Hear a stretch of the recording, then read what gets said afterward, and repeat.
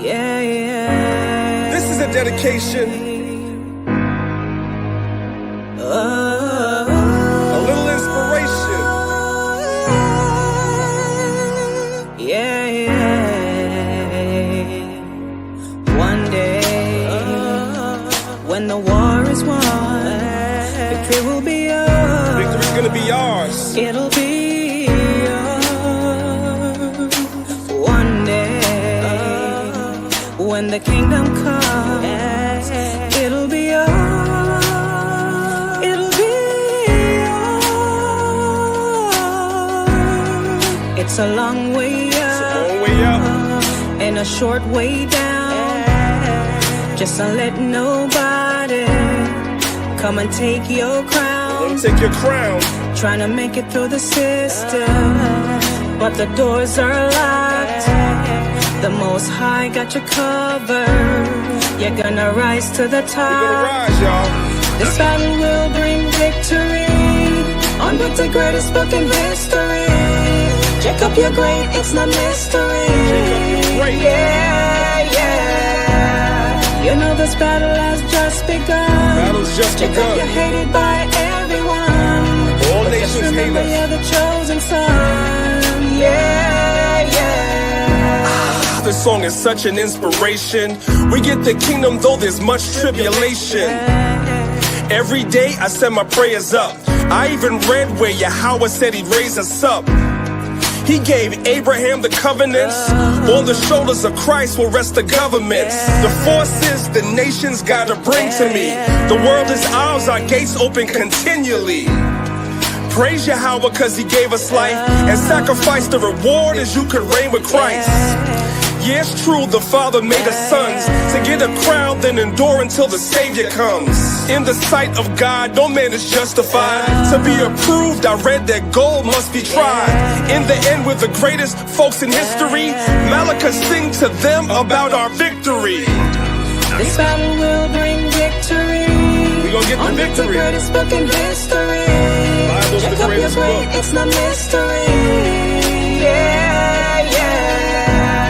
You know this battle has just begun. Battle has just Jacob, you're hated begun. by everyone, but just remember you're the chosen son. Yeah, yeah. We give all praise, honor, and glory to the Most High God, Yahweh, for giving Abraham, Isaac, and Jacob the covenants, and for choosing our nation. We appreciate that. Hope the song inspired you. Yeah.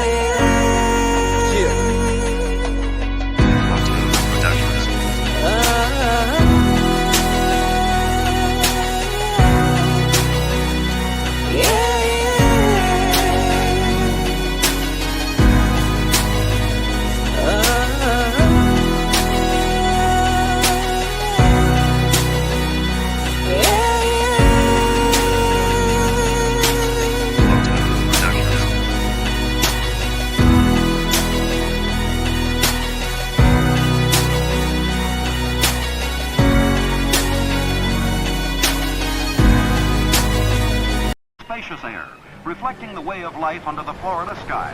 Even the lobbies funnel in the great outdoors.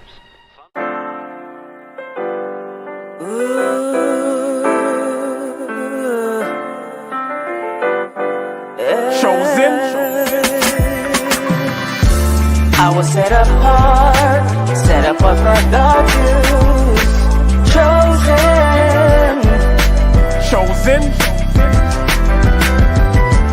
I was set apart for God's use. Formed in His image. Chosen. They say the chain of Shaitan is not that strong. They say his time is running out, he ain't got that long. They say murder, murder, kill, this is not that song. Said I won't amount to nothing, they got that wrong. Cause I was set apart, and I was shown the light. And if I get the kingdom, I'll be clothed in white. 1/3 will be delivered, and the rest were blinded. Their fate is set in stone, what you ain't read the fine print? Christ is gonna give a crown to us. In the end, we'll have the nations bowing down to us. with their faces to the ground to us. It's the truth, as crazy as it sounds to us. Jacob forever rules, and we're his precious jewels. Showed us love and patience, put us above the nations. And that's the gospel. Thank God for choosing me. Bad news for you, it's really good news for me. I was set apart for God's use. Chosen.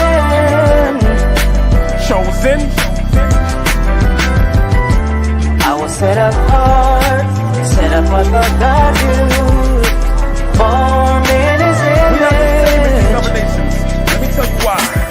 We have a different kind of shine, a different kind of mind. The rhythm's not the same, we're on a different type of time. With a different kind of pace, a different kind of race. The season's not the same, we have a different kind of taste. A different kind of salt, we are so not them. Got my sword and my shield, man, I'm so locked in. And when I came to serve Yahweh, put my whole heart in. So I can't sit calm, I'm no Martin. And that's a reach, y'all, chosen to teach y'all. Every Sabbath you can find us in the streets, y'all. Dare ya Allah, my nickname is Priest, y'all. In the gym, they say that I'm a beast, y'all. Set apart, the nations all hate me. Set a trap, they lying in wait for me. Chris Paul, they don't wanna play with me. But if you love me, I'm asking that you pray with me. Cause I was set apart for God's use. chosen. I was set apart for God's use. Born in His image. Chosen. And thou art an holy people unto the Lord thy God. The Lord thy God have chosen thee to be a special people, chosen above all people that's on the face of the earth. That's Deuteronomy 7 and 6. That's you, black and Latin man. Chosen. That's you, black and Latin woman. Yeah. And we the chosen. Chosen.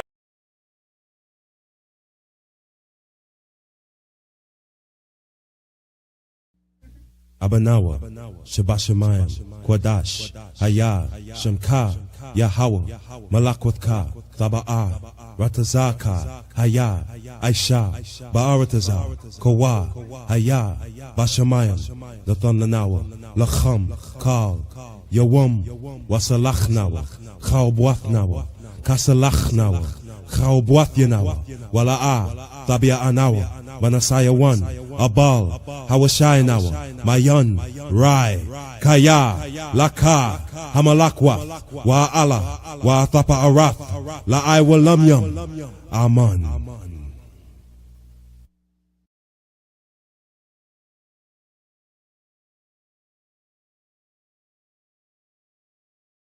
Ya Baraka, Ya Baraka, Yahweh, Yahweh, Waya Shamaka, Waya Shamaka, Yahweh, Yahweh, Yahweh, Yahweh, Panyawa Al Yak, Panyawa Al Yak, Waya Khanka, Waya Khanka, Yahweh, Yahweh, Yasha Yahweh, Yasha Yahweh, Panyawa Al Yak, Panyawa Al Yak, Waya Sham, Waya Sham, Laka Shalom, Laka Shalom, Yahweh Bahasham, Yahweh Bahasham, Yahweh Shah, Yahweh Shah, Barak Rapah, Barak Rapah, Yahweh, Yahweh, Yahweh Bahasham, Yahweh Bahasham, Yahweh Shah, Yahweh Shah, Barak Rapah, Barak Rapah, Yasha Allah, Yasha Allah.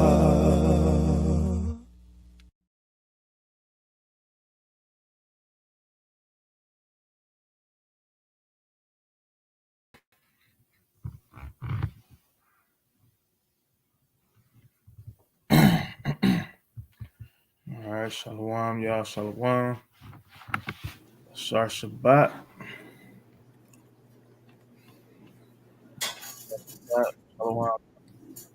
Shalom. Shalom, man. Shalom. Okay. Hey, all praises, man. Again, another Sabbath. Seemed like it was yesterday. This week kind of flew fast. Hey, but all praises to the Most High. just wanna say thank you to Yahweh, man, because there's a lot of stuff been going on in the world, man, and we still gotta come together and push out these lessons. And it's a blessing to be able to do that, right? There's a lot of people didn't, had a chance to make it to this moment right now, but we know that's all due to uh, Yahweh's will, right? So, you got anything you want to add, King, before we get started? No. It's all good. You know what I'm saying? Shalom. Appreciate you having me on here. You know what I'm saying? God, most definitely. Hey, because this technically your class. Technically your class, right? So for those, I know y'all don't know. I had decided to do this class probably like on Wednesday. And when I talked to the brother, I didn't have an idea that he actually already did this particular class. So I literally told the brother, like, hey, you know what I'm saying? Well, he offered. He was like, I'll hop on there with you. So I'm like, I went and watched this class. I'm like, man, we just finna do a repeat, right? We're gonna do a repeat with a little bit of remix, right? We're not gonna mix anything up, but just gonna add to what the brother had already brilliantly brought out. Right. So as everybody know, this is a topic. I would say that it's kind of ongoing, meaning, you hear brothers or sisters may bring it up or ask about it, you know what I'm saying? And then you may not hear it for a while. And then you hear it again, then you may not hear it for a while. You know what I'm saying? Because scriptures, this is a huge Bible, right? It's a huge Bible. There's plenty of things to talk about, right? So I just decided to really bring this out just because it's literally we're right around the time of first fruits. And when you read this particular story, that's the time frame that this happened in, right? It was literally around the time of first fruits, right? So I wanted to bring it out and bring some clarity to it, right? And this is nothing for brothers and sisters to be arguing about. It's okay to go back and forth, right? Because can you grab me Sirach 6? Sirach 6 and 35. Yep. Let me pull it up real fast for you.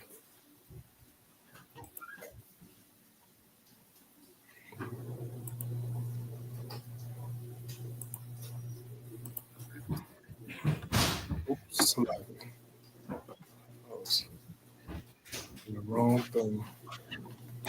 It's all good. It's all good. All right, because we definitely got to always be willing to hear anything when it comes down to the scriptures. Doesn't matter how many times, we done been over it, how many times you done heard it. You know what I'm saying? It's always something that you might have missed. It may be something that you might have not had went over in a while. You need a reminder, right? Or it may be something that, because every brother has their own gift in how they break down scriptures, right? We could be saying the same thing, but it could be received or it could hit different in a particular moment, right? Because we never know what anybody's studying in that moment. Somebody right now maybe, then went over this and maybe have, questions about it that they didn't get a chance to ask yet, right? So read that for me. Yep. This is the book of Sirach, chapter 6, verse 35. Be willing to hear every godly discourse, and let not the parables of understanding escape. Right. So we don't let these things escape us, right? You can never hear anything in this Bible enough, because I guarantee you that it's gonna be a lot that you forget. Right? It is what it is. We literally have over 600 laws, right? Yeah, if somebody literally to ask you, a particular law, right? Especially one that we're gonna get into inside of this, like literally the law of the next of kin. You know what I'm saying? A lot of people, that's not something that we study every day. Because why? That's not something we could even imagine doing right now. You know what I'm saying? Just imagine if one of your brothers, if your brother's wife passed away, right? And he had no children, right? Would you really be willing to marry that woman, right? In today's time, right? Ask yourself that. So just, it's always a good refresher, right? So let's go straight to actually before we even start on Ruth, let's go straight to the history, right? In Numbers 21. Numbers 21. What you want? You must start at verse 1. Con. All right. Book of Numbers, chapter 21, verse 1. And when King Arad, the Canaanite, which dwelt in the south, heard tell that Israel came by the way of the spies, then he fought against Israel and took some of the prisoners. And Israel vowed a vow unto the Lord and said, if thou wilt indeed deliver this people into my hand, then I will utterly destroy their cities. And the Lord hearkened to the voice of Israel and delivered up the Canaanites, and they utterly destroyed them and their cities, and he called the name of the place Haram, Right. Harmah. Con. So right, we see here that he destroyed the Canaanites for us, right? Because he promised us that land, right? He promised that even to Abraham. Right? Abraham even dwelled in that land when it was called the land of Canaan. Right? So keep going. Verse 4. And they journeyed from Mount Hor by the way of the Red Sea to compass the land of Edom. And the soul of the people was much discouraged because of the way. And the people spake against God and against Moses. Wherefore have ye brought us up out of Egypt to die in the wilderness? For there is no bread, neither is there any water, and our soul loath this light bread. All right. So as we can see that this is us in the wilderness complaining, right? So as we keep going, we're gonna see where the setting is, right? So keep going. Verse 6. And the Lord sent fiery serpents among the people, and they bit the people. And much people of Israel died. Therefore the people came to Moses and said, we have sinned, for we have spoken against the Lord and against thee. Pray unto the Lord that he take away the serpents from us. And Moses prayed for the people. And the Lord said unto Moses, make thee a fiery serpent and set it upon the pole. And it shall come to pass that every one that is bitten, when he looketh upon it, shall live. And Moses made a serpent of brass and put it upon a pole. And it came to pass that if a serpent had bitten any man, when he beheld the serpent of brass, he lived. All right. So as we can see that even in this moment, children of Israel was wicked at this time in the wilderness, right? When we get into delve into the book of Ruth, we're going to even see that the children of Israel was still wicked, even when we got our inheritance, right? It was still wicked things going on inside of the land and things of that nature, right? The reason why that's important is because of Deuteronomy 16, right? And we're gonna come right back here. The reason why that's important to know is because of this reason, right? So 16 and 18. What you want to do, Deuteronomy 16, 18? Come. Yep. And I was going to say, too, this is why I don't know if they got it now, but this is why on your ambulances there's like a snake around a little thing. You know what I'm Yeah, saying, on the it's ambulances. so kind. Yeah, you know Yeah, what I'm saying. yeah, it represents healing. Con is healing. Yeah. Mhm. Deuteronomy 16 and verse 18 says, "Judges and officers shalt thou make thee in all thy gates, which the Lord thy God giveth thee throughout thy tribes, and they shall judge the people with just judgment."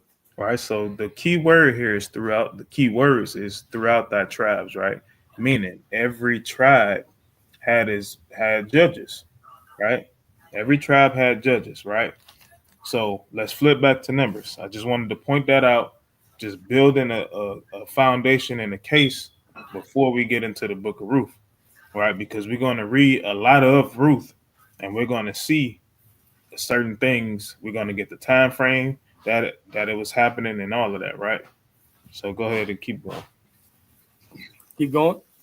Yeah, and Numbers, Slaki. Go back to Numbers 21 and pick Oh, it up at verse 11. verse 11. All right. Book of Numbers, chapter 21, verse 11. And they journeyed from Oboth and pitched at I, I, Isaiah Barum. yeah, like, I can't say God. that. In the wilderness, which is before Moab, toward the sunrise. All right, so this is before Moab, right? So keep going. From thence they removed and pitched in the valley of Zarah. From thence they removed and pitched on the other side of Arnon, which is in the wilderness that cometh out of the coast of the Amorites. For Arnon is the border of Moab, between Moab and the Amorites. So if you want, King, real quick, you mind sharing your screen and explaining that on the map for me? Yeah, let me try to pull a map. Let's All see right, if 'cause it's definitely important to see it, right? I know most of right. Colorado's seen this already, right? So, but it's always, like I said, it's always good for a refresher, and it's good to see this map so you can just literally see what the scriptures is explaining. All right, like priests always say, demonstration beats conversation, right? So, Uh, brother's gonna pull this map up so we can see it.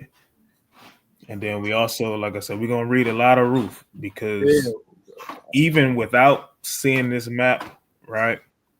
Even without even going into this history, like going into this history just makes it concrete, right? But reading the story in and of itself, you're gonna see that Ruth has to be an Israelite, right? That's basically our point. there you go. Can you see it? Yep, I'm about to. Okay, yeah, there you go. Uh, so this right here is the River Arnon, right here. That's the split right there. Oh no, Salaki. That's the split right there. My Yeah. fault. Yeah, that's the split right there. So this is what they're talking about. You know what I mean? So when they're going up, they're going above that. See what I'm saying? Okay. And And remember, y'all, it literally says that we in verse I'm gonna go back to where we at. In verse 4, right? It says, and they journeyed from Mount Hor by the way of the Red Sea to compass the land of Edom, right? I don't know, is the land of Edom on that map? Can you see it? not on this map. Okay, No, not but on this map. right, so That's cool. We don't have to get a different map. When you know anything about the map, you'll know that Edom is literally right underneath Moab there. Right. Top. So like he says, we literally were traveling upward, right? So go ahead. Oh no, you got it. You got it. Oh, so lucky. All right. So well, we can pick it back up at we was at verse 14. 14. It's Book of Numbers, chapter 21, verse 14. Wherefore it is said in the book of the wars of the Lord, what he did in the Red Sea and in the brooks of Arnon, and at the stream of the brooks that goeth down to dwell of Ar, and lieth upon the border of Moab. See that? So that's literally that. As we looking at the map, right, we'll see that the Arnon River is literally the border of Moab, right? So now we're gonna stop there, and we're gonna go into the book of Ruth. Actually, before we go into the book of Ruth, is it any way you can pull up the introduction to the book of Judges? Yeah, let me try. All right, because I want to show y'all something. I literally want to show y'all something, and You want to just like Judges chapter 1? no, not chapter 1. I want if you can find the introduction. Nah, I could just pull up chapter 1, but Okay, come. All right, so I'll start the I'll just read it, right? I'm gonna read it from my phone, from the Bible app on my phone, right? Reason being, right, because I don't know how many people know, right, but the kingdom, right, was literally split even before the time of Solomon, right? It was split up before the time of Solomon. When you're in the book of Judges, you'll literally see the children of Israel going in and out of captivity. Why? Because they're doing what they want to do, right? They're doing what they want to do. And, you know what that leads to. It leads to captivity and more captivity, which is why we always had to have, it was different saviors, right? We had Samson, we had Gideon, you know what I'm saying? We had all of these different saviors because we kept doing our own thing, right? We were split up. We were in our own lands. We were chilling. We didn't care about one another, right? That's just the way that it was, right? So this is the Judges introduction, right? It says the book of Judges takes its name from the Hebrew word used to describe the temporary regional leaders that God will call to rescue the people when things became desperate during the I can't even anarchic era that followed the death of Joshua. Without Joshua's leadership and with the tribal groups spreading to different areas, cooperation declined among the tribes. There was a tendency to go it alone among the tribes, to stray from the instructions of God, which will leave the people defenseless against invading marauders. Right? From time to time in vulnerable regions, God will raise up a leader called a shofet, which is interpreted as judge, meaning one who applies justice. Right? So letting you know that we spread it throughout our different areas. We didn't cooperate with one another, right? So that's a split in and of itself. It's not the split that happened with Solomon, because that's the split that the Most High literally caused, and he told them, "Hey, I'm divorcing y'all," right? So it was a split still, right? It was a split nonetheless, right? So now let's go to the book of Ruth.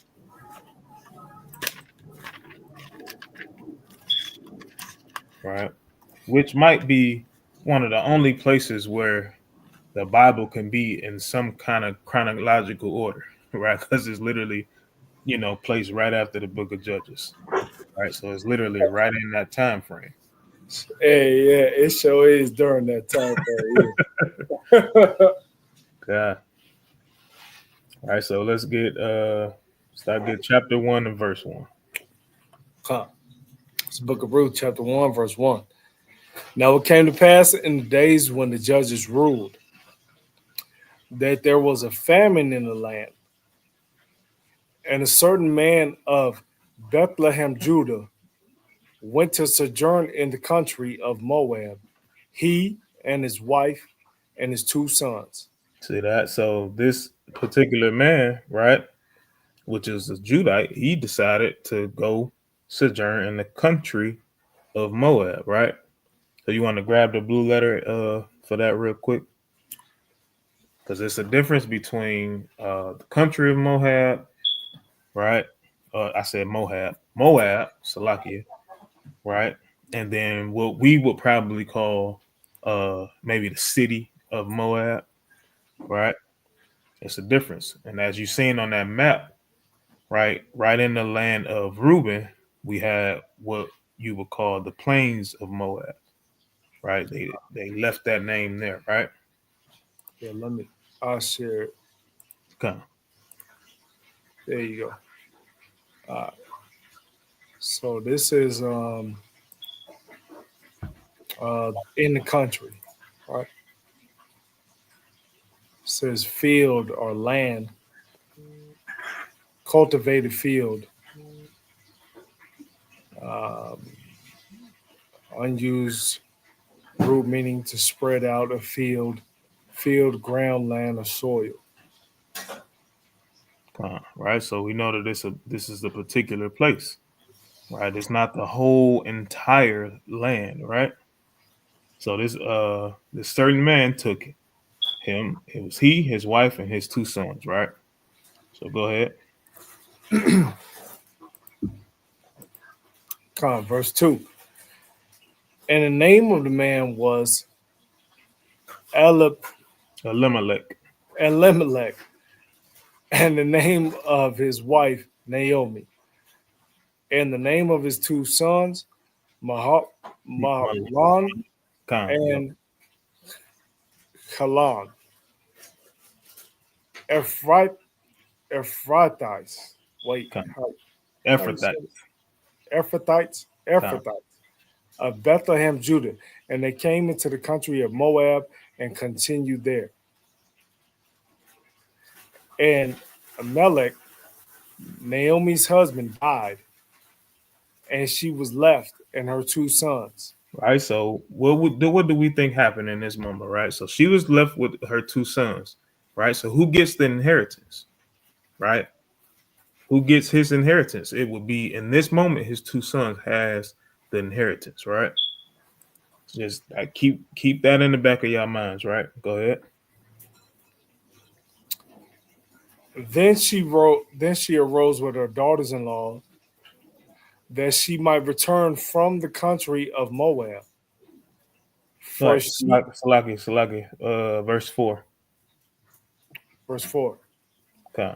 And they took them, Salaki, I jumped down. And they took them wives of the women of Moab. The name of the one was Orpah, and the name of the other Ruth. And they dwelt there about 10 years. Right. So notice, right? So we can pull that up too in the blue letter, right? The women of Moab, right? Because we look at this and be like, oh, these was women of Moab, right? These were Moabites, right? Right.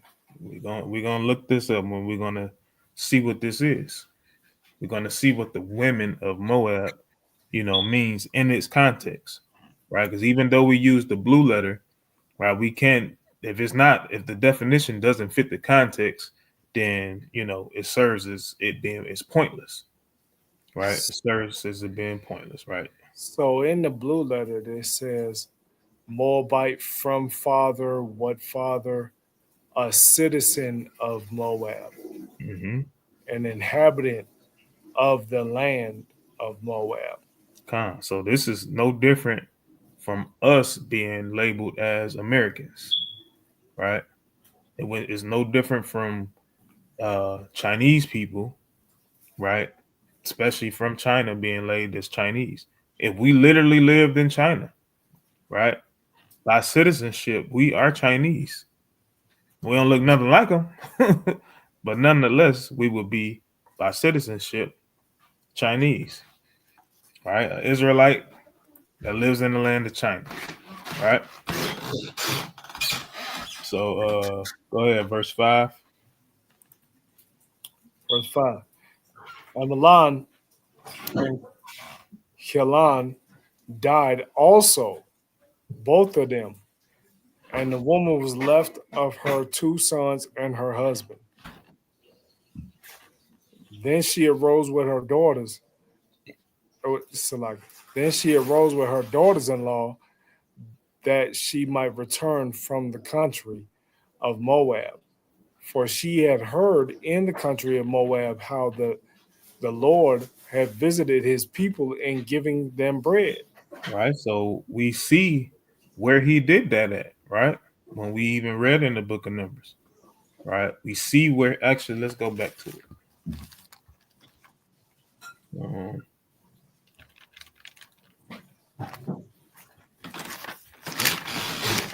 Numbers.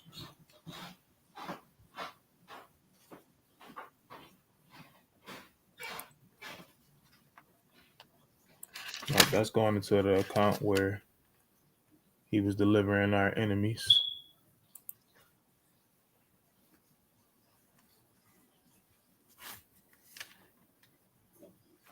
Salakia, y'all. This was one I was trying to do on the fly.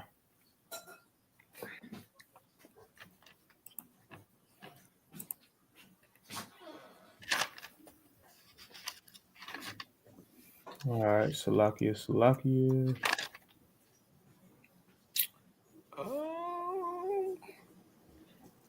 You want 22? Is that where it is? What No, that's what you trying to bring up, Salak? literally what it just said, right? Where it says that he gave him bread in the country of Moab, right? Oh, Yeah, Salakia. I didn't have that. I literally didn't have that written down, so we'll just come back to that at another time. So Salakia on that, y'all. All right, so let's go back to Ruth, right, and pick it up in verse 7. verse 7. Wherefore she went forth out of the place where she was, and her two daughters-in-law with her.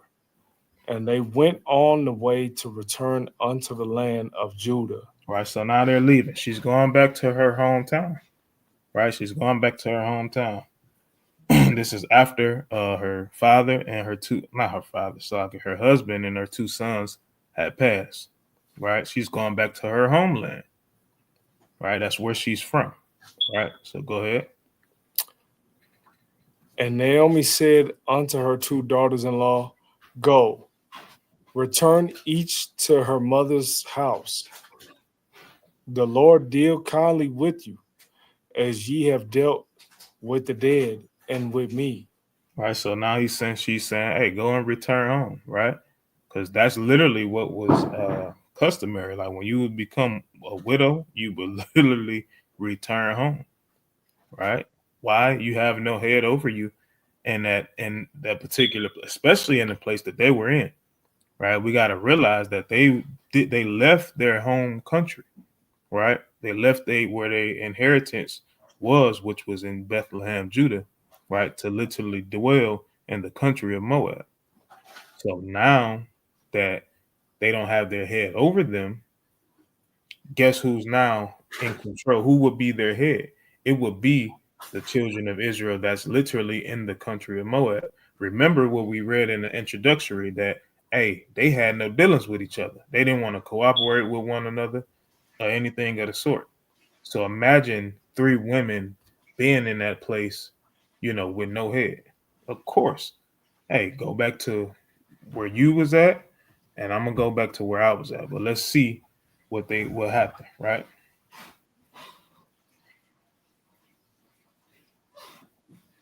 Think you in verse 9. Verse 9.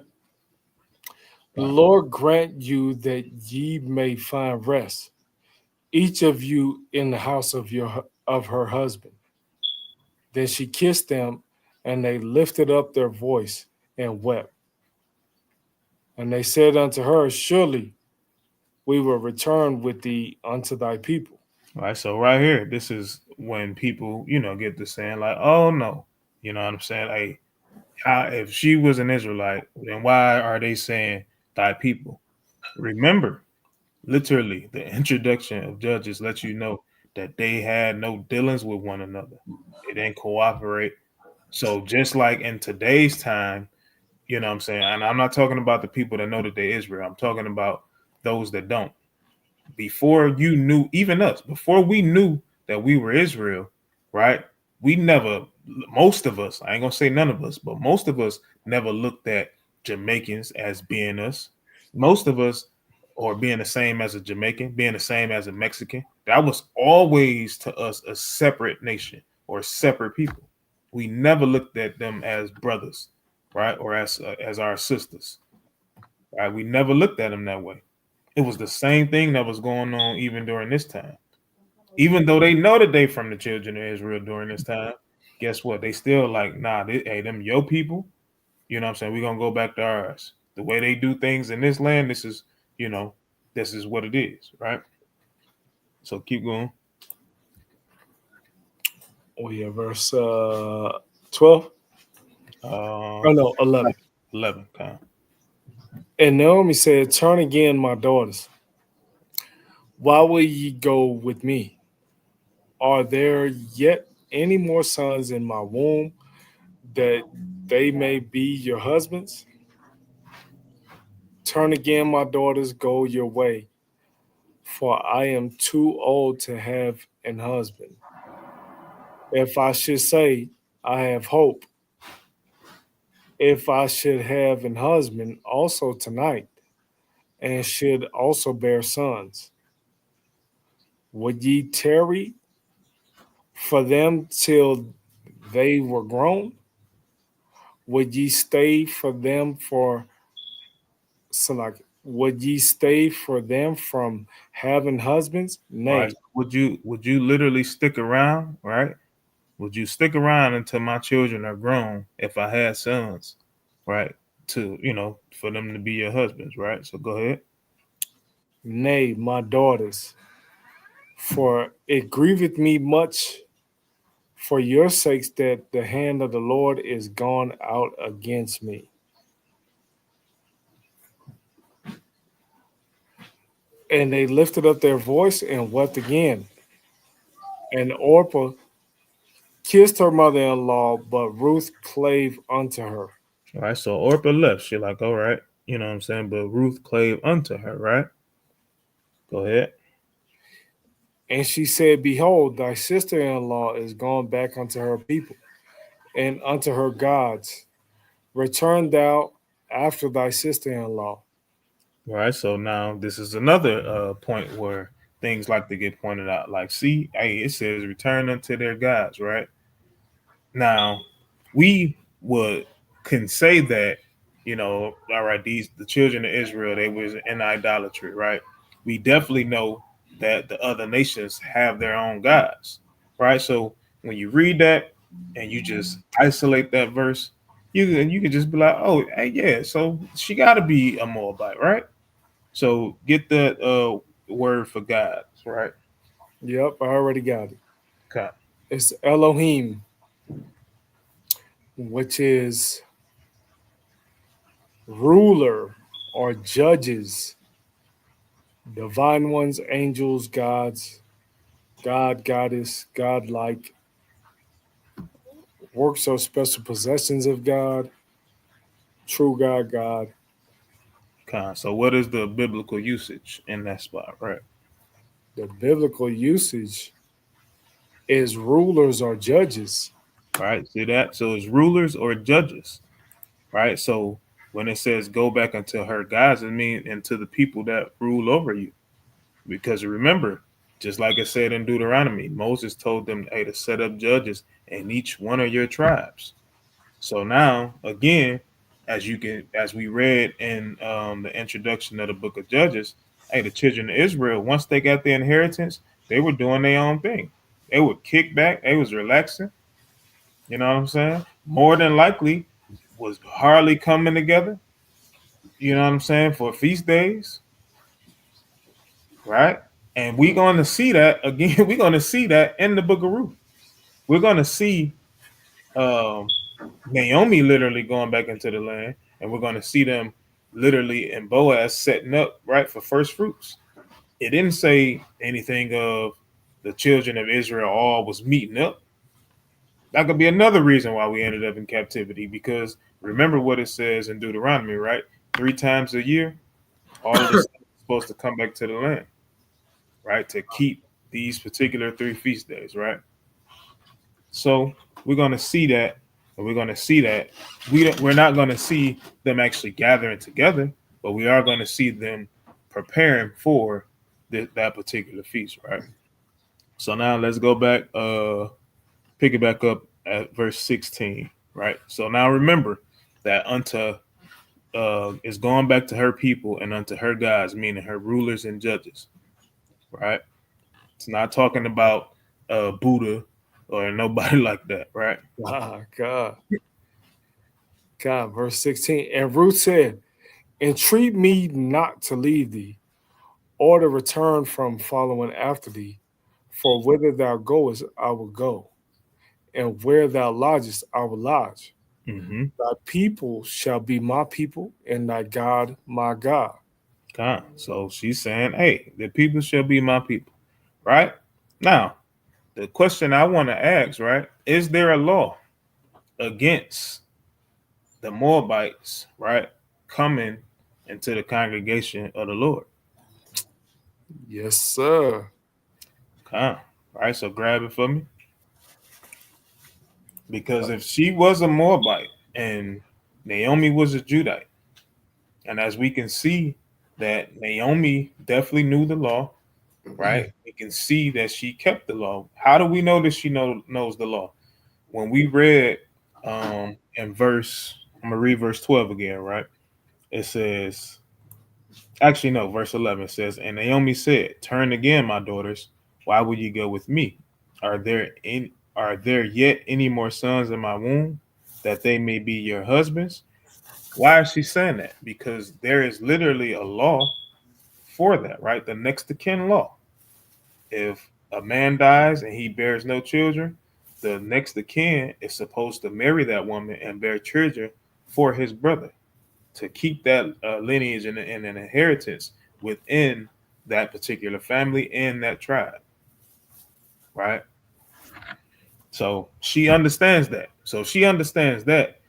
Surely she understands what the brother is finna read in Deuteronomy 22, right? God, 23. 23, Salaki. God, God. Book of Deuteronomy, chapter 23, verse 3 says, an Ammonite or Moabite shall not enter into the congregation of the Lord. Mm-hmm. Even to their 10th generation shall they not enter into the congregation of the Lord forever. See that? Forever. They can't come. It is what it is. There's no way around that, right? And even if you want to be, technical and just be a little weird with it, right? If you want to just try to count 10 generations, guess what? We know 10 generations ain't passed just yet, right? And this, right, when Ruth is literally right here, right? But 10 generations, when they say 10 generations, that's just a number of completion, and it's not like a literal number. Con, I know. But we got our people that You know what I mean? Like, yeah. They try to count. They try to count, man. That's what they do.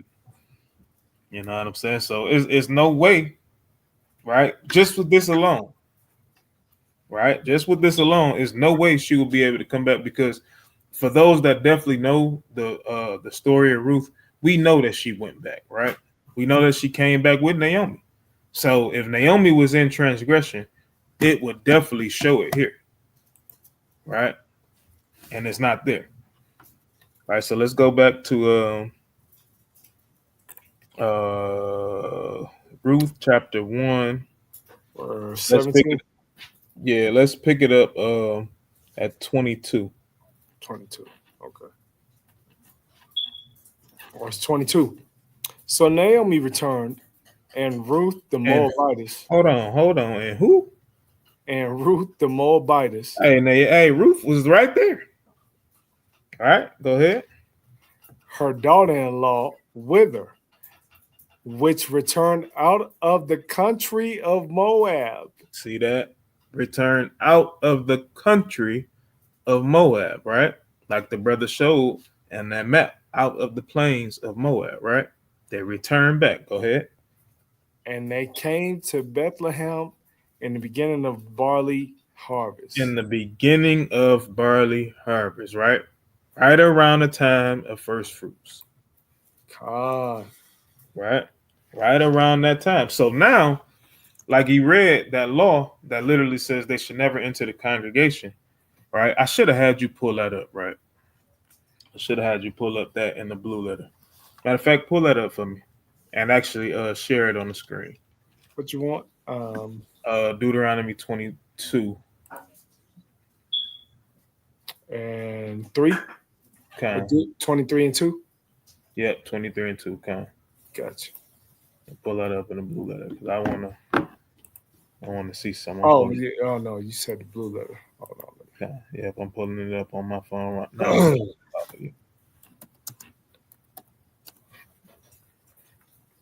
All right.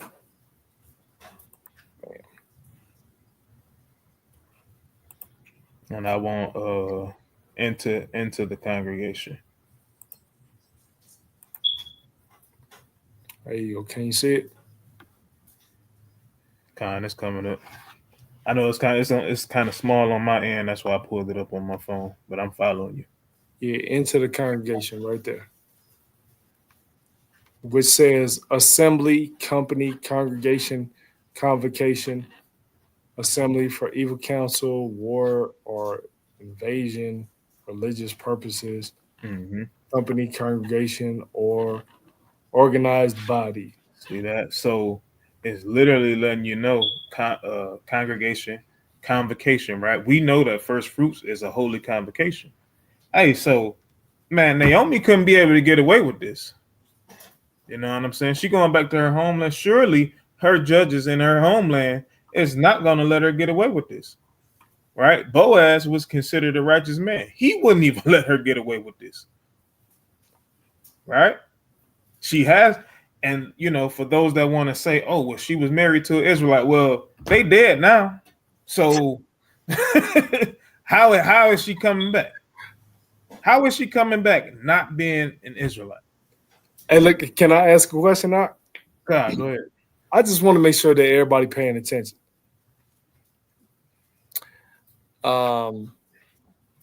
So we know where Ruth is coming from, right? What tribe is Naomi? Judah. Oh man, you gonna answer? Oh, my bad. Hey, you should have said you wanted to answer in the chat. Maybe they ain't paying attention. They can still answer. Yeah, I was gonna let them answer in the chat. You know what I'm saying? But yeah. You know what I'm saying? Like them was two different tribes. You see what I'm saying? When you go through the history, like what we was talking about earlier, they asked to stay there instead of crossing the Jordan. You see what I'm saying? Wow. So we really got to understand it and put all this together. All right? Go ahead, Doc. All right, so let's keep going. Chapter 2.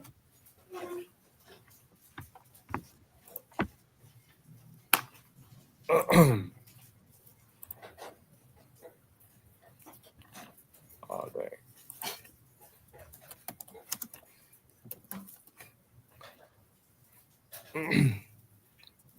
What in the world?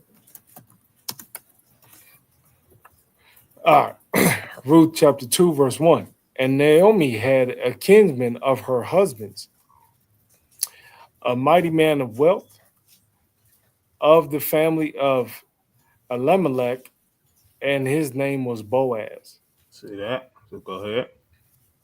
And Ruth the Moabitess said unto Naomi, let me now go to the field and glean ears of corn after him, in whose sight I shall find grace. And she said unto her, go, my daughter. And she went and came and gleaned in the field after the reapers. And her hap was too light, and her hap was too light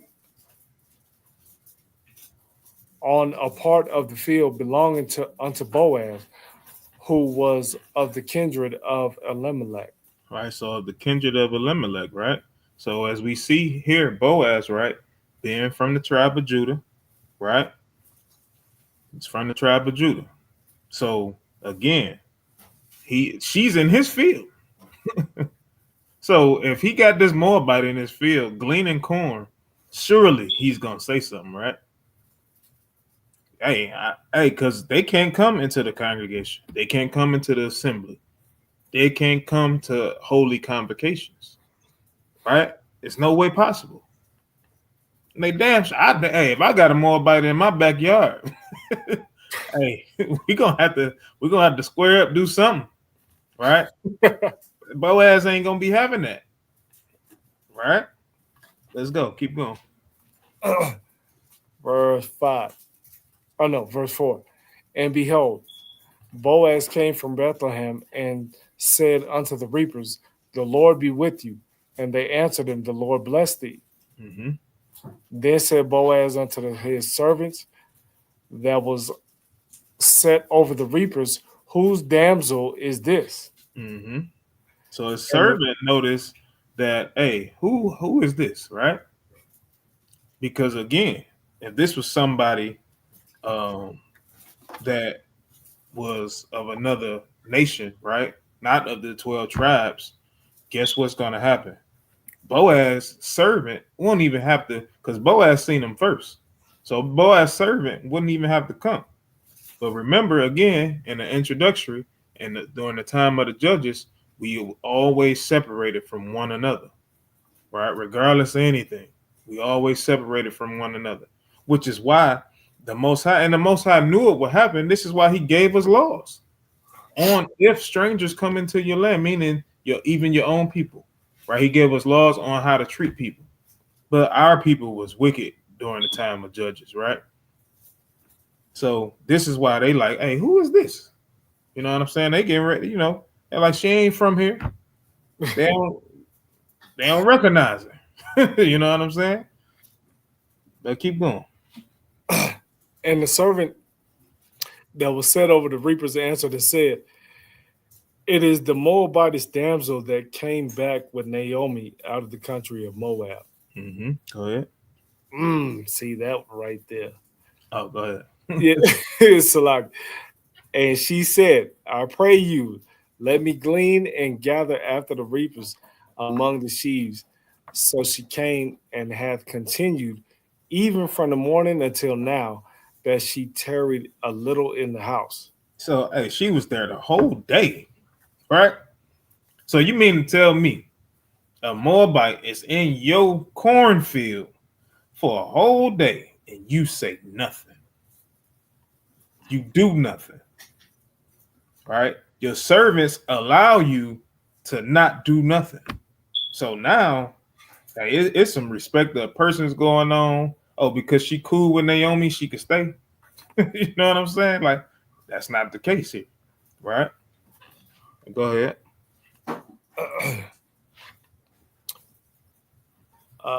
Actually, Salakia, let's jump, right? Okay.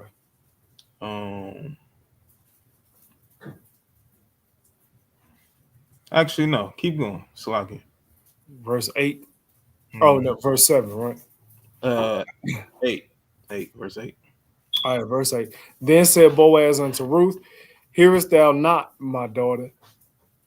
Go not to glean in another field. neither go from hence, but abide here fast by my maidens. Right? So why is he telling her that?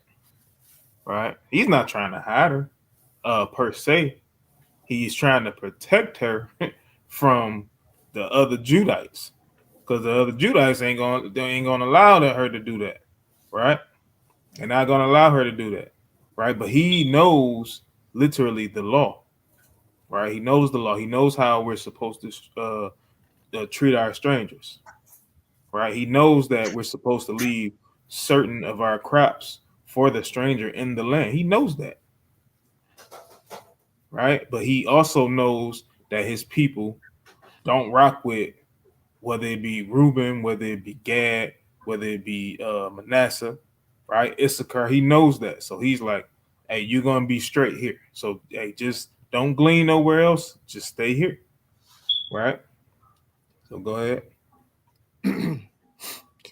Let thine eyes be on the field that they do reap, and go thou after them. Have I not charged the young men that they shall not teach thee? And when thou art artist, go unto thy vessels and drink of that which the young men have drawn.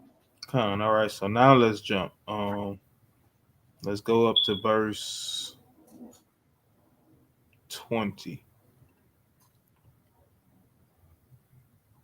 Verse 20.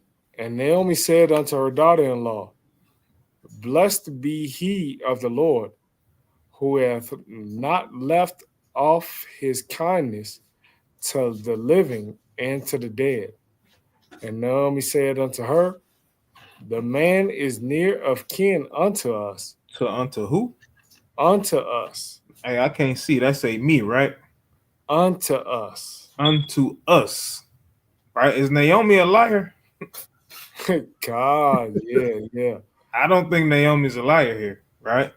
It says Naomi said unto her, right? She's talking to Ruth. The man is near of kin to us, right? They understand how we're supposed to treat our people, right? They understand that we're not supposed to literally treat them like the strangers, meaning other nations. They understand all of this, but they also understand, hey, it's wicked Judites in this land as well, right? So this is why Boaz told her, don't go in another field, right? She's explaining all of this. He's near akin unto us.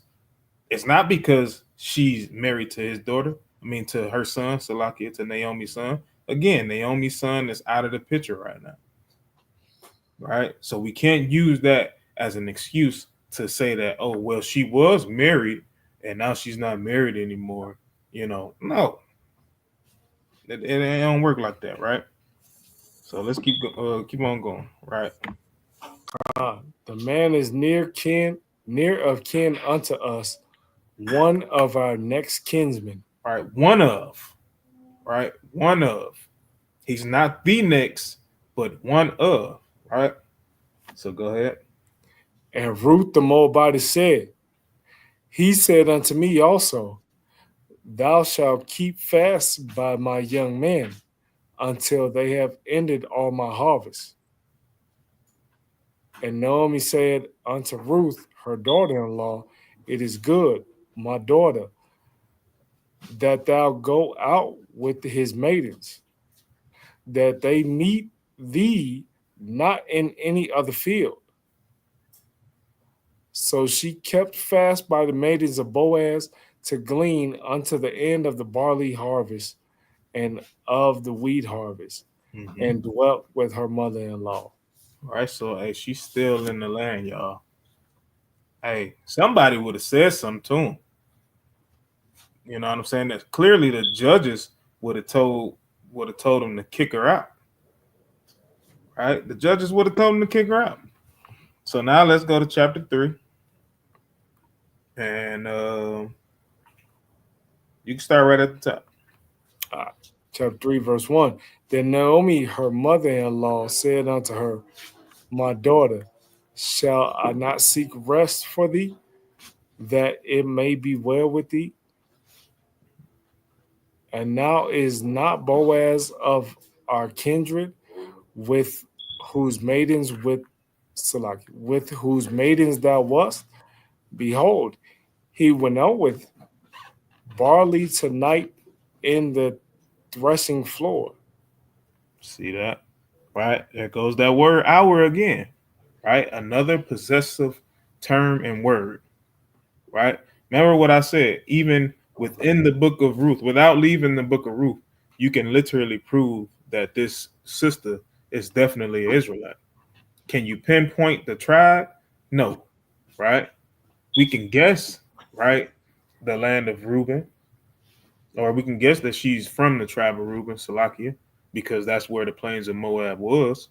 But again, we still migrated and went to different lands as Israelites. Clearly, it shows you that Naomi, being a Judite, they went to dwell in the plains of Moab, which is in the land of Reuben, right? They left from that land of Judah to go there. So clearly, it lets you know that she could have been a Gadite, anything. You know what I'm saying? We don't know. We can't pinpoint it. But we can clearly see, as it keeps saying, our kindred, right? She said unto us, Salakia, she said that the man is near of kin unto us, right? One of the next of kin, right? And it's the reason why she said one of, right? So jump down to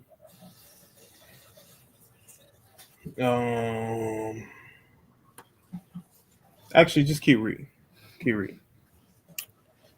All right, verse 3. Wash thyself therefore and anoint thee, and put thy raiment upon thee, and get thee down to the floor. But make not thyself known unto the man until he shall have done eating and drinking. Mm-hmm. And it shall be, when he lieth down, that thou shalt mark the place where he shall lie, and thou shalt go in and uncover his feet and lay thee down. So now she's literally telling her what to do, right? How to get close to Boaz, right? So now, hey, according to those that's on the side of her being a literal Moabite, right, from the land of Moab, right? Hey, she's setting them up. Most High don't want us dealing with these other nations, man. So now, hey, Naomi just, man, she breaking laws after laws after laws. Right? That's what she did. She said she got ready to bring this woman back, and it said that she wasn't supposed the Moabite would never, a Moabite or Ammonite would never enter the congregation. Right? She broke that law, right? She broke the law of allowing her to even be their sons' wives in general. Right?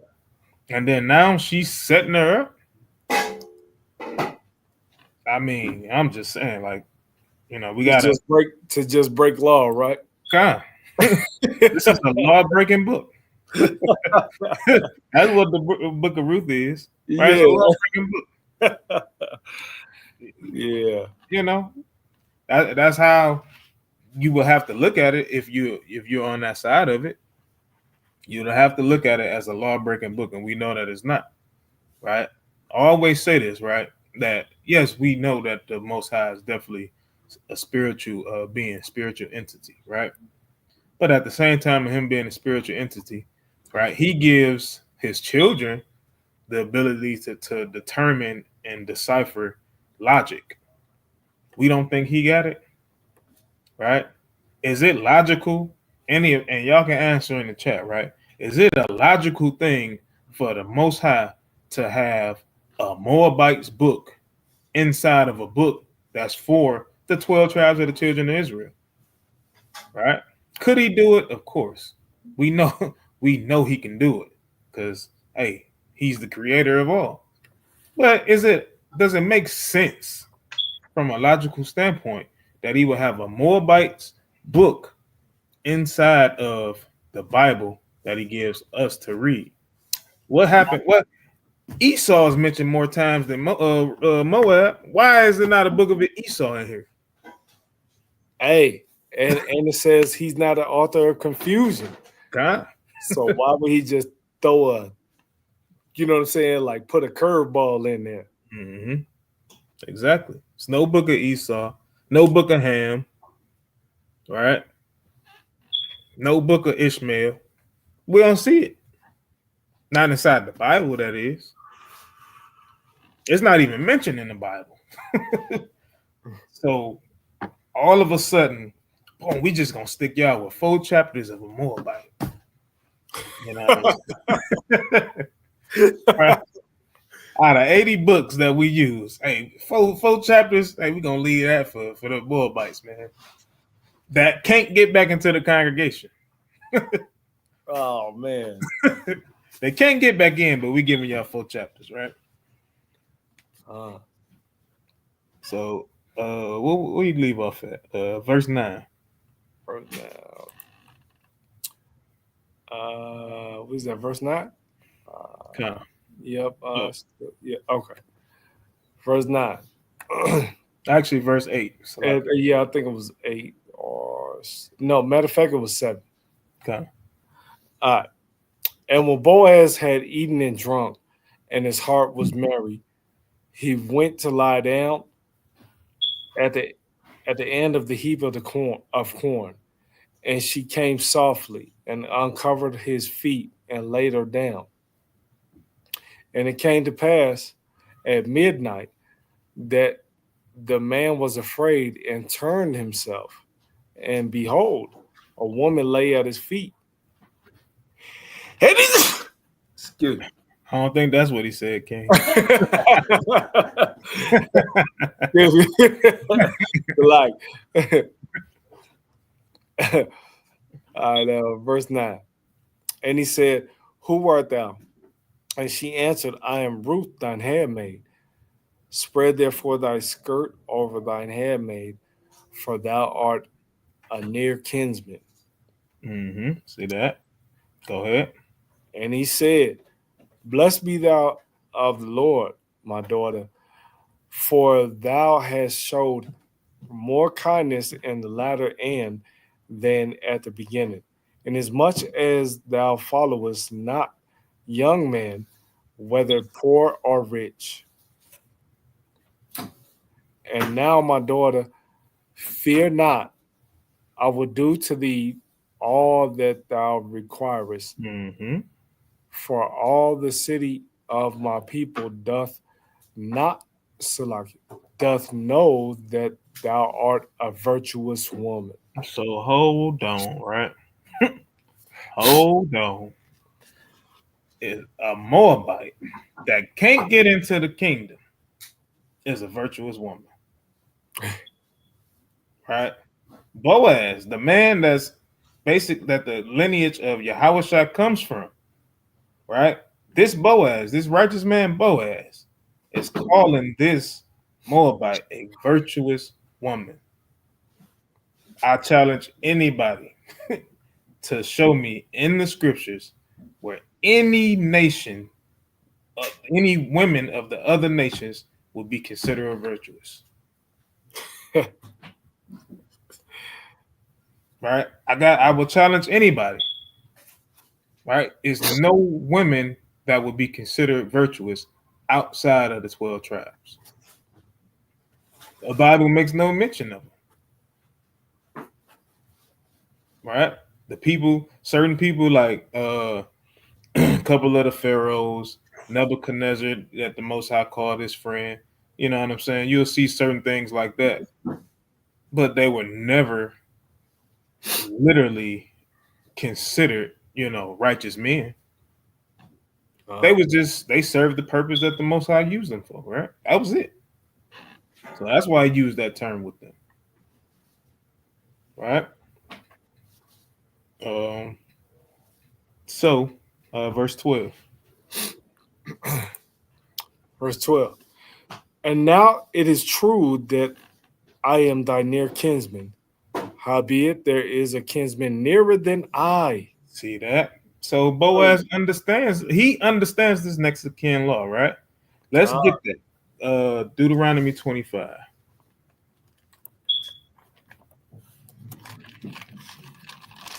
Deuteronomy 25. You can start at verse 7. 7. All right. Deuteronomy 25 and verse 7. And if the man like not to take his brother's wife, then let his brother's wife go up to the gate unto the elders and say, my husband's brother refuseth to raise up unto his brother a name in Israel. He will not perform the duty of my husband's brother. See that? Did we see Boaz refuse? We didn't see him refuse, right? He says, I'm going to do everything that thou requires, meaning I'm going to keep the law towards you, right? Naomi brought you to me, right? I'm going to keep the law and the order of things how it's supposed to go. Could he just took her to be his wife? Of course he could have, right? Would he have been wrong? Yeah, of course he would have. Because like he said, it's a nearer kinsman than I. What would be a nearer kinsman than him, right? It would literally be somebody from her tribe, whatever tribe that may be, right? That would be the nearer kinsman, right? As we're going to see when we go back to the book of Ruth, we're going to see him go to the elders, right? We're not going to see her go. We're going to see him go. Why? Because Boaz is a keeper of the law, right?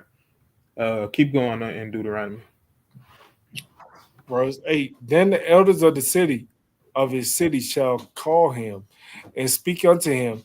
And if he stand to it and say, I like not to take her, then shall his brother's wife come unto him in the presence of the elders and loose his shoes from off his feet and spit in his face, and shall answer and say, so shall it be done unto that man that will not build up his brother's house.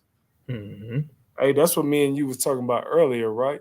Okay. When it comes to an Israelite woman, if they don't, if it doesn't go in this order, she's allowed to spit in your face. Mm-hmm. Because you're not performing the duty that you need to be doing. Okay. Okay. Most definitely, right? And we're going to see this law being quoted, right, in the next chapter. But I want to keep going in chapter 3 in Ruth, right? Want to go back to Ruth? Okay, yeah. Let's go back to Ruth in chapter 3.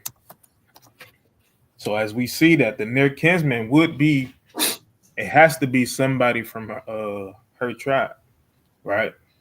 Because again, support is always important to know that the children of Israel was split even before the time of Solomon, right? We always have problems with each other, right? Can I point something out? Kyle, go ahead. Even if, even with him saying the near kinsman, so, like you said, it's of her tribe, right?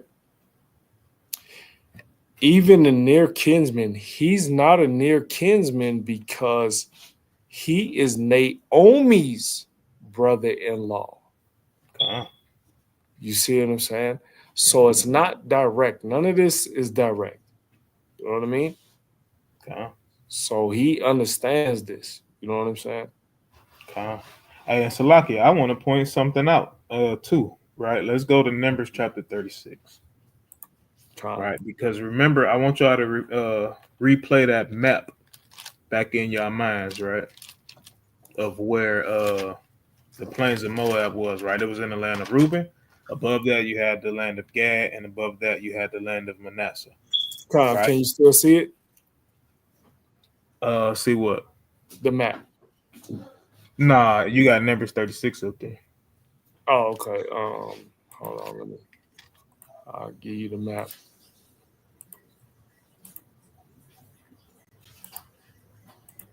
There you go. See the map? It's coming up now.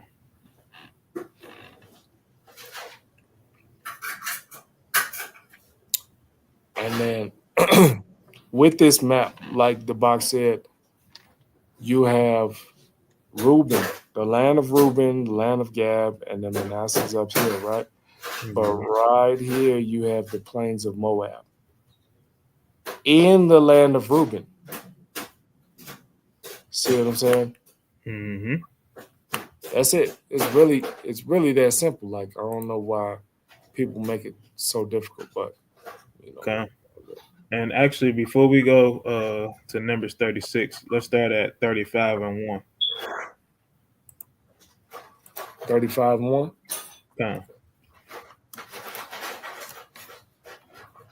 All right. Let me select it. Let me share that.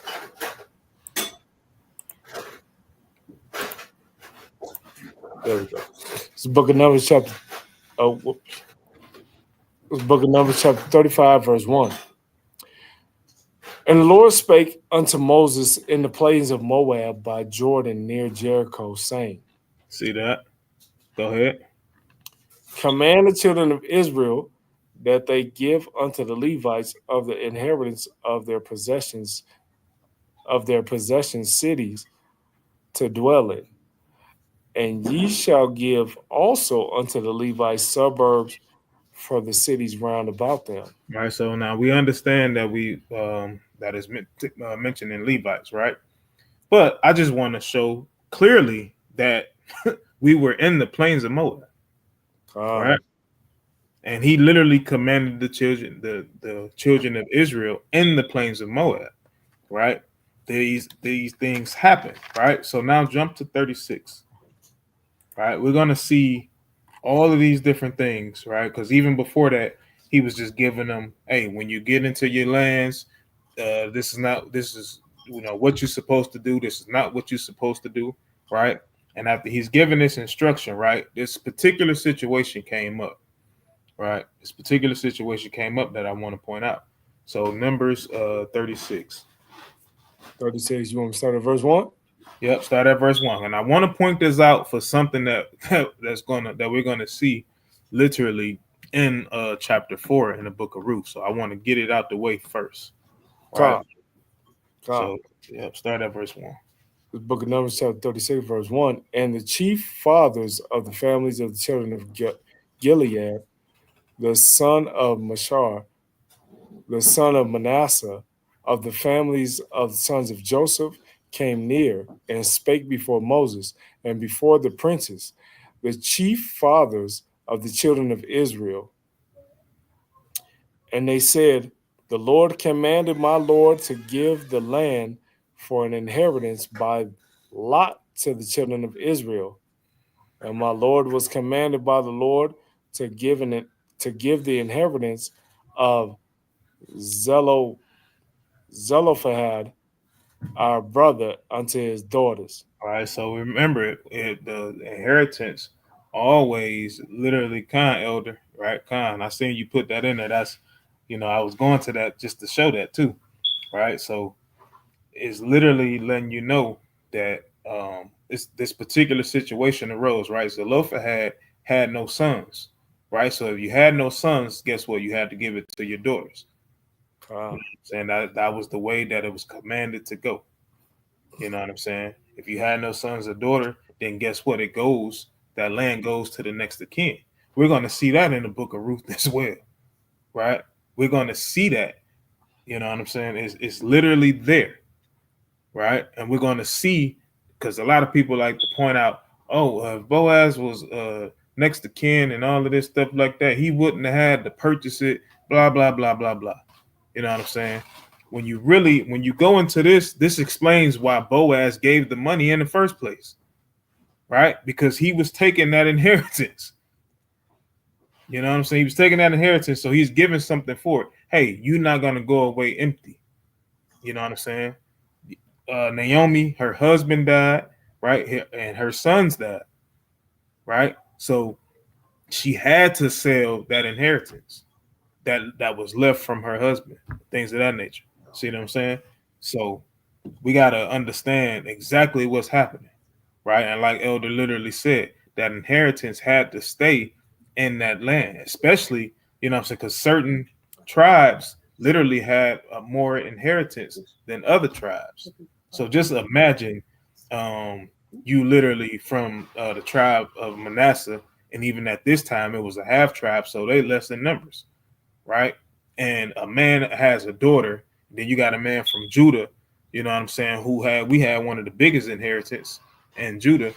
We marry this woman from Manasseh, you know what I'm saying, as we're going to see in this story, and that inheritance leaves from that tribe, right? It's leaving them with damn near nothing.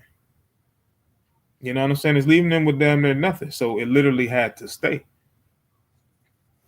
Right? But that's what we're gonna see here. So pick it up at verse 3. Verse 3. And if they be married to any of the sons of the other tribes of the children of Israel, then shall their inheritance be taken from the inheritance of our fathers, and shall be put to the inheritance of the tribes whereunto they are received. So shall it be taken from the lot of our inheritance. And when the jubilee of the children of Israel shall be, then shall their inheritance be put unto the inheritance of the tribe whereunto they are received. So shall their inheritance be taken away from the inheritance of the tribe of their fathers. Which is what I explained, right? Go ahead.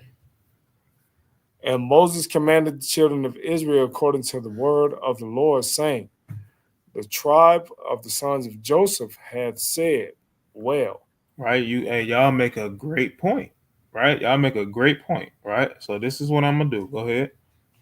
This is the thing which the Lord doth command concerning the daughters of Zelophehad.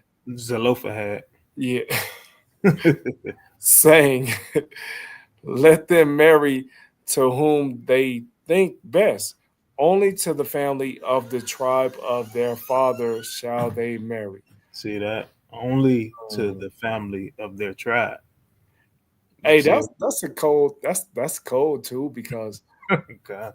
You know what I mean. Like if you have a brother and he has nothing but daughters, they are supposed to marry their daddy's tribe to keep the lot of the inheritance. Okay. You know what I'm saying? Like that goes off into another thing. But yep, go ahead. All right, so go ahead, read the you can keep going. Read down to verse 9. Come. What am I? Verse 8. Verse 7. Verse 7. So shall not the inheritance of the children of Israel remove from tribe to tribe. For every one of the children of Israel shall keep himself to the inheritance of the tribe of his father. And every daughter that possesseth an inheritance in any tribe of the children of Israel shall be wife unto one of the family of the tribe of her father, that the children of Israel may enjoy every man the inheritance of his fathers. See that? Go ahead. Neither shall the inheritance remove from one tribe to another, but every one of the tribes of the children of Israel shall keep himself to his own inheritance. See that? Right? So now it's all going to make sense when we read in this book of Ruth. Right? So let's go back to Ruth.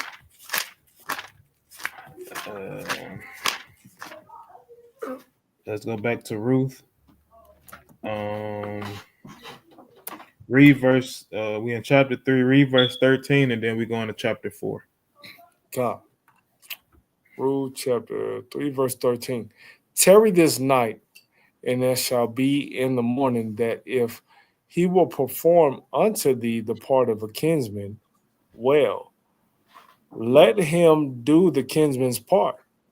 But if he will not do the part of the kinsman to thee, then will I do the part of a kinsman to thee, as the Lord liveth. Lie down until the morning.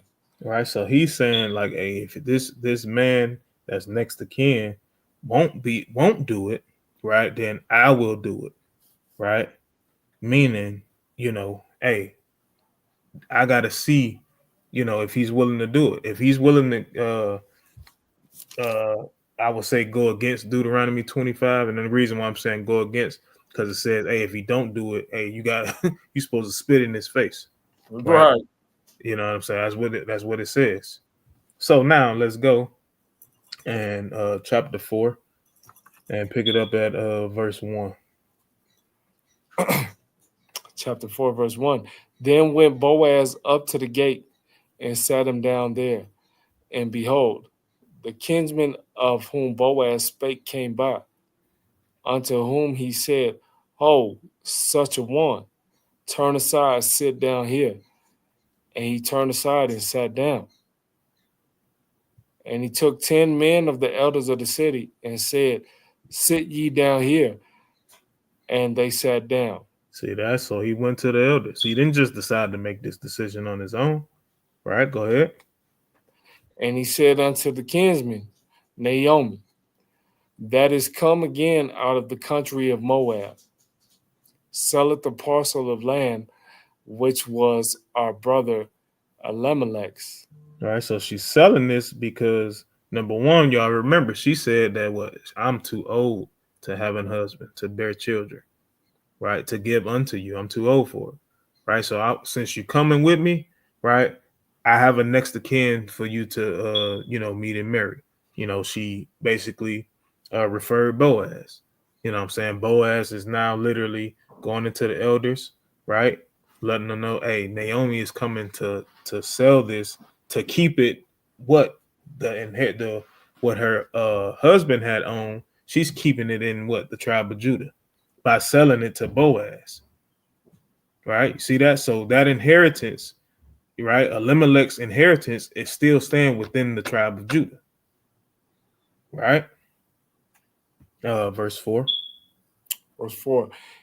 And I thought to advertise these, saying, Buy it before the inhabitants and before the elders of my people. See that? Before the elders of my people, in this particular sense. Boaz is talking about the tribe of Judah. Right? Go ahead. If thou wilt redeem it, redeem it. But if thou wilt not redeem it, then tell me, that I may know. For there is none to redeem it beside thee, and I am after thee. And he said, I will redeem it. Mm-hmm. Go ahead.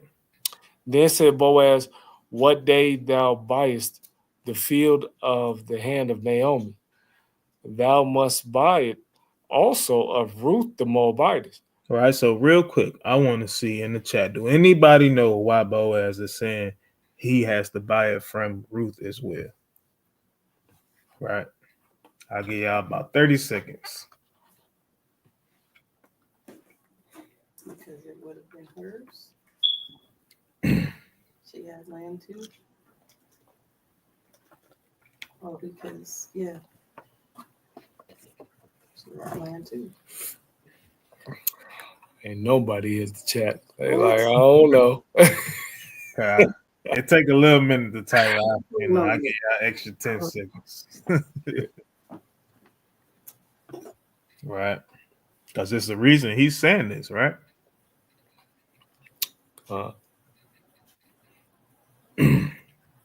Ruth is an Israelite. That's the easy way. Yeah.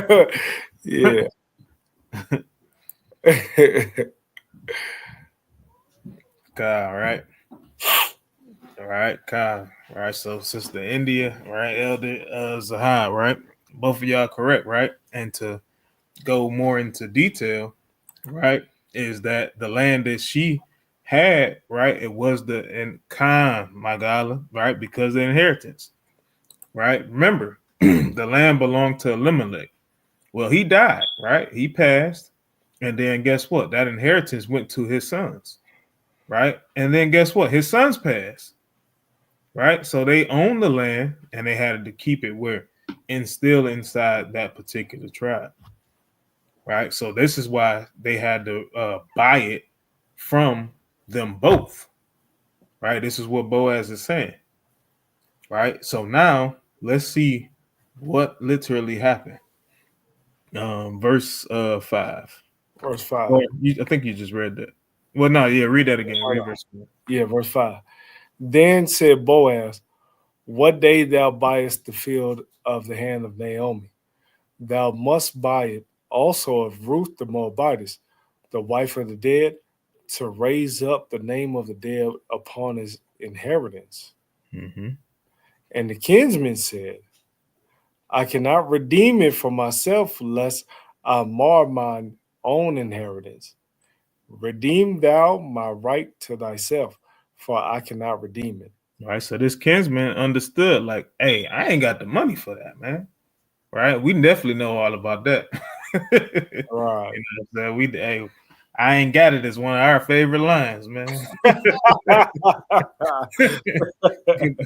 That's what that brother said. He tapped them pockets like, I ain't, man. Hey, Boaz, I ain't got it, brother. Like, hey, you can go ahead and do it. You know what I'm saying? You can go ahead and redeem it for yourself. Straight up. Right. So now go ahead, verse 7, because this is what we read in Deuteronomy. Verse 7. Now this was the matter in former time in Israel concerning redeeming and concerning changing, for to confirm all things. A man plucked off his shoe and gave it to his neighbor, and this was a testimony in Israel. Therefore the kinsman said unto Boaz, buy it for thee. So he drew off his shoe. He took off that shoe. Like, hey, I'm still gonna keep the law. I gotta perform the law. You know what I'm saying? Hey, you can't buy because you don't want to mar your own inheritance, right? You know, it's kind of selfish. You know what I'm saying? Just straight up. It's kind of selfish. You know what I'm saying? You don't want to do it because, again, you saying you're gonna mar your own inheritance, but you're getting something back. You're gaining an inheritance, actually, too, right? Literally, Elimelech's. You know what I'm saying? That belonged to Naomi, and then his son that belonged to Ruth, right? You're literally getting something. You're not losing anything. You know what I'm saying? So verse 9.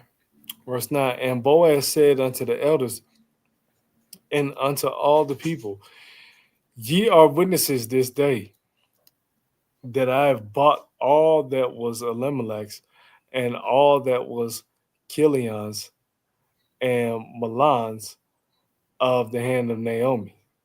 Mm-hmm. Moreover, Ruth the Moabitess, the wife of Mahlon, have I purchased to be my wife, to raise up the name of the dead upon his inheritance, that the name of the dead be not cut off from among his brethren, and from the gate of his place. Ye are witnesses this day. Go ahead. And all the people, and all the people that were in the gate and the elders said, we are witnesses. The Lord make the woman that is come into thine house like Rachel and like Leah, which two did build the house of Israel, Mm-hmm. and do thou worthily in Ephrathah, and be famous in Bethlehem. Right, be famous in Bethlehem. Hey, this Moabite, right?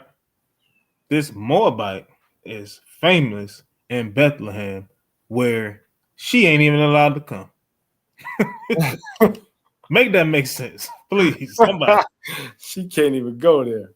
She can't go there, but she famous. Right? It's crazy. All right, keep going. And let thy house be like the house of Pharez, whom Tamar bare unto Judah, of the seed which the Lord shall give thee of this young woman. So Boaz took Ruth, and she was his wife. And when he went in unto her, the Lord gave her conception, and she bare a son. Mm-hmm. And the women said unto Naomi, blessed be the Lord, which hath not left thee this day without a kinsman, that his name may be famous in Israel. And he shall be unto thee a restorer of thy life, and a nourisher of thine old age. For thy daughter in law, which loveth thee, which is better to thee than 7 sons, hath borne him. You can stop at you can read 16 and 17. Come. And Naomi took the child and laid it in her bosom and became nurse unto it. And the women her neighbors gave it a name, saying, there is a son born to Naomi, and they called his name Obed. He is the father of Jesse, the father of David. See that? So, hey man, at the end of the day, you know, we literally hold to Ruth literally being an Israelite. No ifs, ands, or buts about it.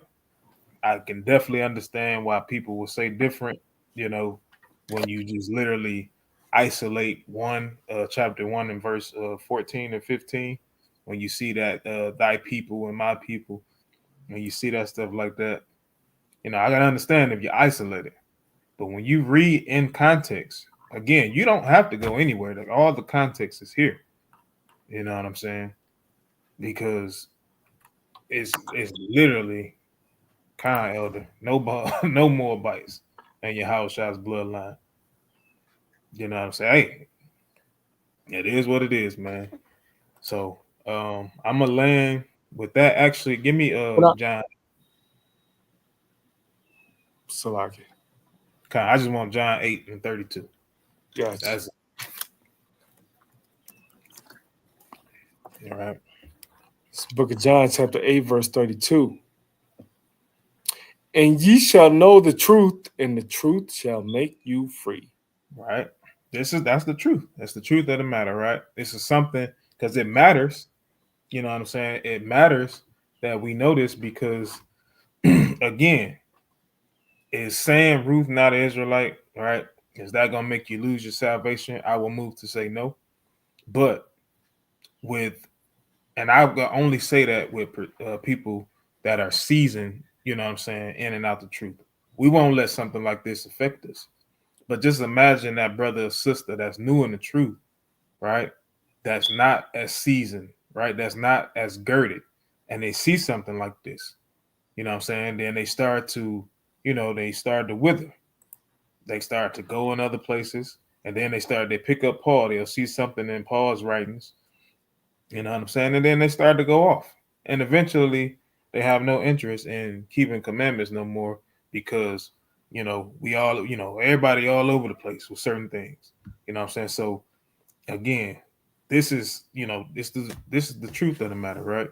The truth is gonna make you free. I'll land there. You can go ahead, King. I was just gonna say I was gonna give y'all a little gem when it came to Ruth, right? Because you kind of got to go into the history to see that she's an Israelite. Matter of fact, let's go to. I'm gonna just do it real fast. We ain't finna. I ain't finna drag it out. You know what I'm saying? Let's go to Deuteronomy chapter 2, verse 32. 32 through 34. All right, this is the book of Deuteronomy, chapter 2, starting at verse 32. Then Sihon came out against us, he and all his people, to fight at Jahaz. And the Lord our God delivered him before us, and we smote him and his sons and all his people. And we took all his cities at that time, and utterly destroyed the men and the women and the little ones of every city. We left none to remain. Stop right there. Jump down to verse 36. All right, verse 36. From Aurora, which is by the brink of the river of Arnon, and from the city that is by the river, even unto Gilead, there was not one city too strong for us, the Lord our God delivered all unto us. Con. All right, stop right there. Let's see. Let me just show y'all something real fast because the box is showing y'all that Ruth is a Moabite, right? It said that we killed everyone, men, women, children, everything. We killed everyone. And it said all the way to the brinks of Arnon. This is Arnon right here. Y'all can see this map, right? Okay. Okay. So this is Arnon. This is the Arnon River right here. You see what I'm saying? And then you have the land of Reuben and Gad and Manasseh. And then cross the Jordan. Then you have like Judah and all that stuff like that over here, right?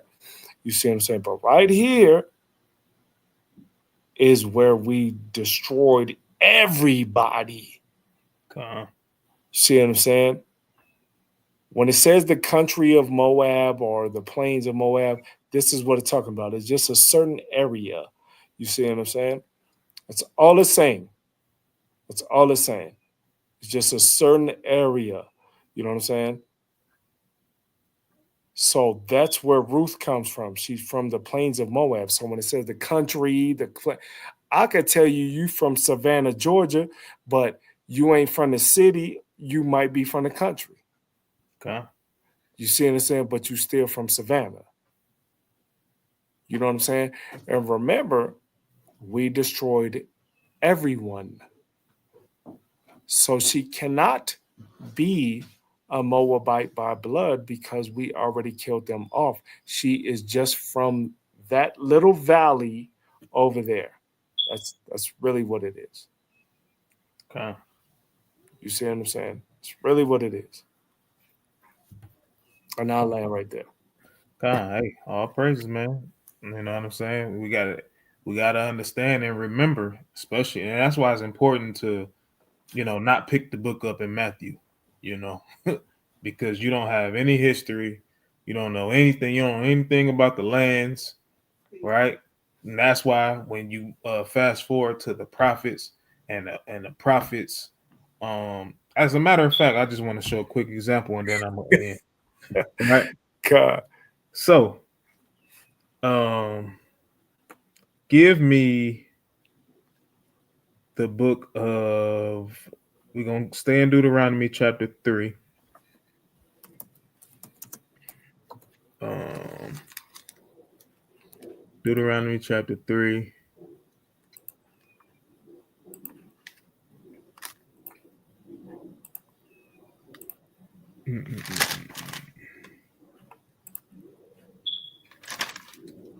And read verse actually just read verse 1, right? First one. I ain't gonna drag it out. Yeah, I ain't gonna drag it All out. right. Then returned and went up the way to Bashan. See? And Mm-hmm. Og, the king of Bashan, came out against us, he and all his people, to battle at Edrei. All right, so we understand that we took this land, right? We killed them too, right? We killed King Og, right? We took all the lands of Bashan, right? So now let's go to Amos, because this is always important. What you want, Amos? So okay, I got to get there. So I think it's in chapter 4, but I want to make sure. Where is it there? Yep. While he's looking for that, the reason he even brought that out is because the map that we showed you, the king Bashan, he was of those places. We took over there. Like we went up and around, and then they wouldn't help us. So we had to conquer them, so on and so forth. Moab was not that little piece. Moab was stretched out above it. We conquered it, and then that they had that piece below it. Mm-hmm. You see what I'm saying? And then that was the kings like Og and Bashan and stuff like that. Like we started moving and we was conquering those things. You see what I'm saying? That's why Captain DeBach brought that out. Okay. Right. And then I also brought it out just to show that you have to have an understanding of the Old Testament to even understand. I mean, you have to have an understanding like of the law. You have to have an understanding of certain lands, and you'll know who the prophet is literally talking to or talking about. Right? We literally seen that that Manasseh. We didn't see it because I didn't read it, right? But when you read in chapter 3, you'll see that Manasseh got that land of Bashan, right? So read verse chapter 4 in Amos and read verse 1. Amos 4 and 1. Come. Book of Amos chapter 4, verse 1. Hear this word, ye kind of Bashan, that are in the mountain of Samaria, which oppress the poor, which crush the needy, which say to their masters, bring and let us drink. I read verse 2. The Lord thy God, Salakia, the Lord God hath sworn by his holiness that, lo, the day shall come upon you that he will take you away with hooks and your posterity with fish hooks. Right. So literally Amos is literally prophesying judgment unto Manasseh. Right. That's literally what this is saying. Right. Even though you don't see Manasseh per se, right, but the kind of Bashan, right, that are in the mountain of Samaria. Right. We know that Ephraim, which is, you know, the direct brother of Manasseh, is literally in Samaria. Right. But you'll see things like this. You'll see this all the time. It'll mention the landmass, but, you know, dang, hey, what is this talking about? Is this talking about the people of Egypt, or is it still talking about the children of Israel that's in that landmass? Right. That's why it's important that we understand maps. Right. It's semi-important that you kind of can understand dates, but definitely for sure maps. Right. And just different time frames, so you can literally see, you can read these prophets and you won't be as confused when you see, like in Isaiah, you know, and I'm not gonna promise y'all, right? But it's a breakdown, right? And Isaiah, I think it's 19, where it talks about Egypt, and it talks about, you know, Egypt being saved and all of these different things like that. Oh yeah. I'll break that whole thing down. I know exactly what you're talking about. Yep, I'll break that whole thing down.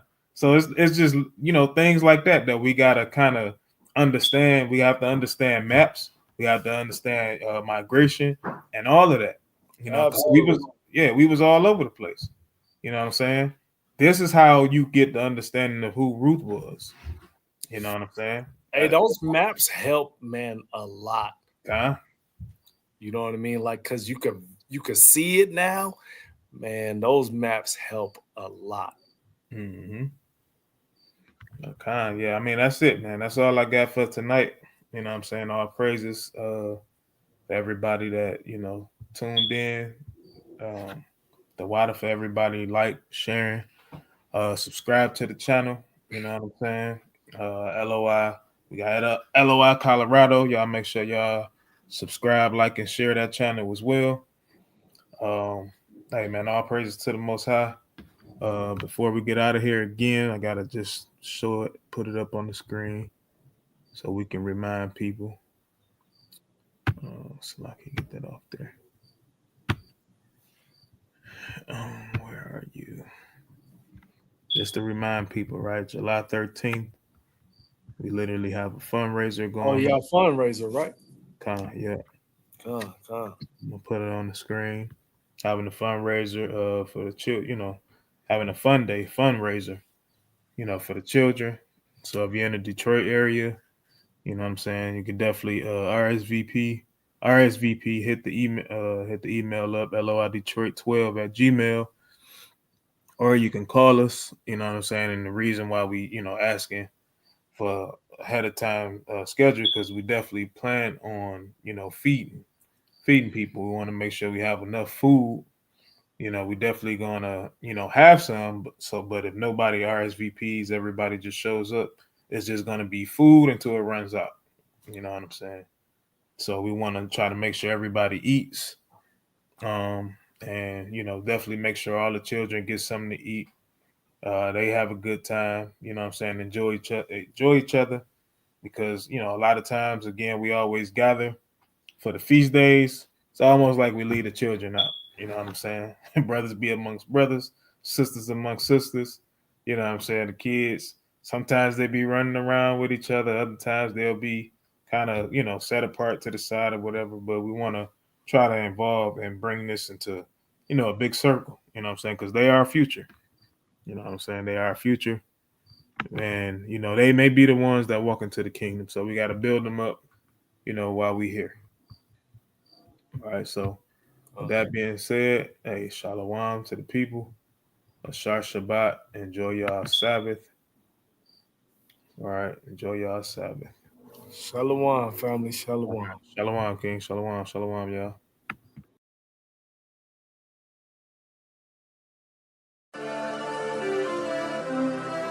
Toast, toast, toast, toast, toast, toast, toast. Yo.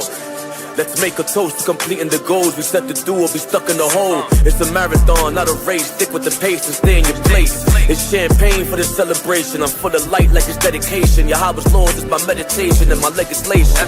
I do this for fun and not for the funds. They call me a shield in Hebrew, a gun. Protecting my energy, pray for my enemies, blessing the fam. Send me the addy, I'm there. Hustling hard, collecting my shares. If it ain't truth, you know I don't care. Evil is something I feel in the air. To whom it may concern. Yato dollars, not wisdom. Nah, I ain't respecting it. Trying to play the most high, like you won't get checked in your residence. Corny Instagram clowns, swearing like we ain't out here getting it. These dudes ain't getting the money I'm getting, so when they talk cash, it's irrelevant. I'm riding clean in the Range Rover. You played yourself, now it's game over. The red dot in between the shoulder to the booster shot. I ain't talking COVID. When the cards is dealt, you gotta deal with it. Shout out to the ones that's real with it. When it's time for war, they in the field with it. You on the Lord's side, step over here. You on the world's side, step over there. A toast to all of my people, cheers, put your cups in the air. You on the Lord's side, step over here. You on the world's side, step over there. A toast to all of my people, cheers, put your cups in the air. You on the Lord's side, step over here. You on the world's side, step over there. A toast to all of my people, cheers, put your cups in the air. You on the Lord's side, step over here. You on the world's side, step over there. A toast to all of my people, cheers, put your cups in the air. You get what you give, so put in the work. Afterwards, you enjoyed all the perks. Actions always speak louder than words. You talking too much, you just wanna be heard. If you're doing good, keep your prayers up. If you're doing bad, keep your prayers up. During hard times, yeah, I know it's tough, but you gotta get up. Fool me once, that's shame on you. Fool me twice, that's shame on me. The sermon is key, my wrist is on freeze, feeling like it's below 0 degrees. The more that I see, the more that I learn. You're not in your grind, and bridges will burn. Recognize when it's your time, everybody get a turn. Do your thing when it's showtime. I rip hard when it's go time. I'm praising Yahweh to kingdom come, and the Mashiach Yahweh Shai is son. As soon as he come, the wicked is done. Don't matter the place or set that you from. Don't matter the place or set that you from. You on the Lord's side, step over here. You on the world's side, step over there. A toast to all of my people, cheers, put your cups in the air. You on the Lord's side, step over here. You on the world's side, step over there. A toast to all of my people, cheers, put your cups in the air. You on the Lord's side, step over here. You on the world's side, step over there. A toast to all of my people, cheers, put your cups in the air. You on the Lord's side, step over here. You on the world's side, step over there. A toast to all of my people, cheers, put your cups in the air. Put your cups in the air. Put your cups in the air.